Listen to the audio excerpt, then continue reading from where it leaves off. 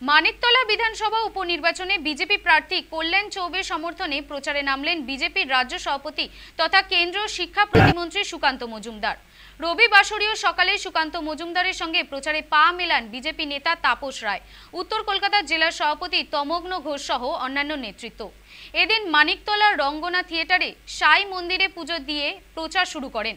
দুর্নীতি এবং হকার উচ্ছেদ ও গণপিটুনিতে একের পর এক মৃত্যুতে প্রশাসনের ব্যর্থতার বিষয়গুলি ছিল প্রচারের মূল ইস্যু।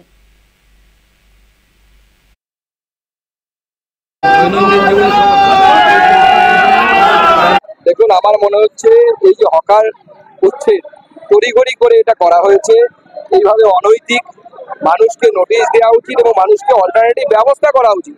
আপনি রোজগার দিতে পারছেন না, আপনার চাকরি নেই, শিল্প নেই, আপনি মানুষকে উঠিয়ে দেবেন এইভাবে, এটা তো চলতে পারে না। আমার তো মনে হয় সম্ভবত উনি যোগীজির স্বপ্ন দেখতে দেখতে, বুলডোজার বাবার স্বপ্ন দেখতে দেখতে বুলডোজার মাথা হওয়ার স্বপ্ন দেখেছেন হয়তো। কারণই কোনো বিশ্বাস নেই এই মুহূর্তে, মানুষের আইনের উপর কোনো বিশ্বাস নেই, মানুষ পুলিশকে ভরসা করতে পারছে না, সে একের পর এক লিঞ্চিং এর মতো ঘটনা ঘটছে। আইন শৃঙ্খলা বলে তো কিছু আছে বলে তো মনে হচ্ছে না পশ্চিম। এবং এই প্রচার, মানুষের উচ্চার, মানুষের শহর অঞ্চলের মানুষ বিশেষ করে এইবার ভারতীয় জনতা পার্টির উপর যেভাবে আশীর্বাদের হাত দিয়েছে, আমার বিশ্বাস এই বিধানসভা আমরা জয়লাভ করব।